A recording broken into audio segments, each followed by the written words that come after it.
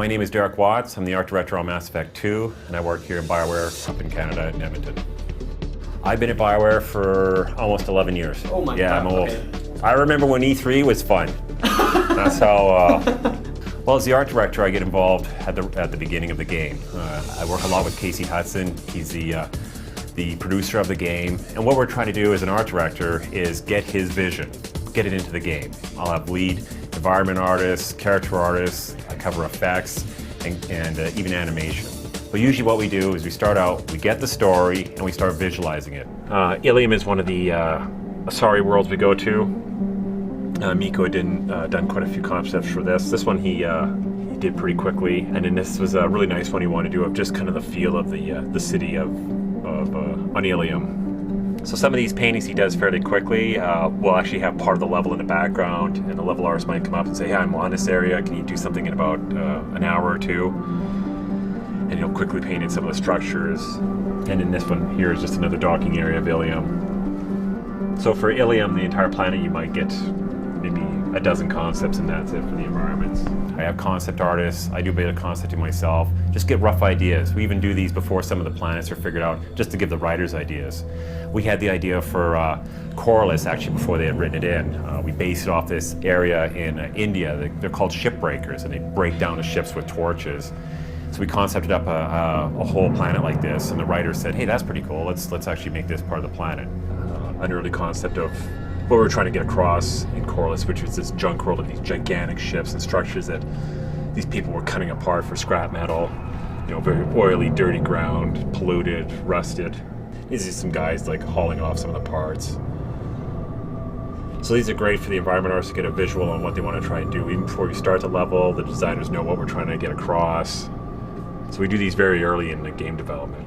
The problem is how alien do you want to go, or do you want to just use the cliches and just work with those? And sometimes it's better to use the cliches. Like people say, well, alien world, it's a bit organic, but once you try making it out of jello with zero gravity, it's too alien, and everybody goes, oh, that one sucked. I mean, I'm here to kill. We'll just go through Grunt real quick here. So first phase, we just trying to get some ideas down. This is Matt Rhodes, and he did some quick ideas for maybe what Grunt looked like. Wanted to kind of keep him looking a bit younger than some of the other Krogans, and throwing down some quick patterns of what we might want from them. Here's the original Krogan done up. Maybe we're trying to get some more bare arms on them, maybe some kind of feeding tubes through there. These are some ones that Ben Hewn had done up. Again, this is phase one.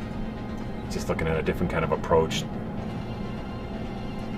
This is something we were getting a bit closer to. We were kind of playing around with a few materials on him. What would he look like with snake scales on him? Maybe if he was green. This is the old Rex head from ME1. We'll maybe do a few variations of what his head might look like. Some different colors. This is the final armor for him. We kind of had this nice, clean, metallic look on him. Once we do that, we give it to the character artist. Use just a roughed-in shape for the head, so we can kind of approve it and say, yeah, this is getting really close to what we want. Here's some of the changes we decided to make on it. So we'll have the concept go in there with just some quick Photoshop changes, bringing out the horns a little bit. Some of the more final detail look, you're starting to get some of the texturing on the skin, some of the shapes and more defined on the horns. And then this is, at this point, the final texturing. He's gone through a few more tweaks from here.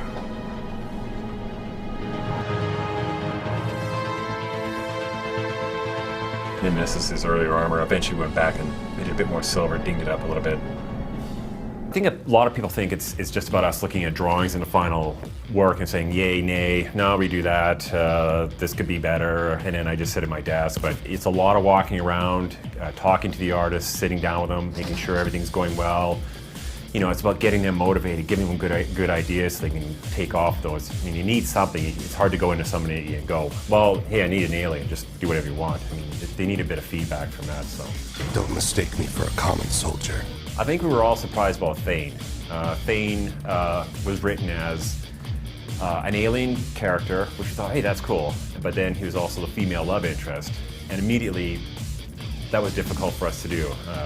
just when you have to trying to get something that the girls like. We have girls in the office and they would always come by, I'm not too sure. And we're like, do you like Orlando Bloom or do you like Johnny Depp or what do you like? And so do you want a dog's head on this guy or what? So what we actually did was we concepted him up. We weren't too sure, and then we actually released screenshots of him, and the forums lit up. The girls loved him, and so that was a surprise for us. And then we thought he turned out really well. I thought Thane looks fantastic. He's really one of the best characters in the game, I think. I was chosen for this mission because killing is an art, and I am a master. Taking from Mass Effect 1 to Mass Effect 2, what we had to do better was just getting the pipeline better. I mean, it really was difficult to make that game. So really, what we had to learn was a better way to build environments, working closer with design, and then kind of building up these worlds a lot more.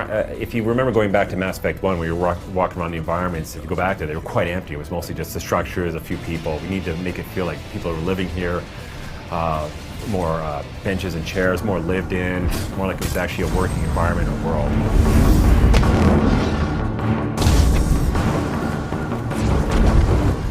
Find peace in the embrace of the goddess. As far as character goes, what we wanted to do was just take some of the characters that people love from the first game and just alter them a little bit. Like, well, what does Tali look like in the next game, in ME2? You don't want to change her too much so people don't know what she looks like, but you want to make her feel more mature. And then build off your alien species, keep getting more in there, and taking it to the next level.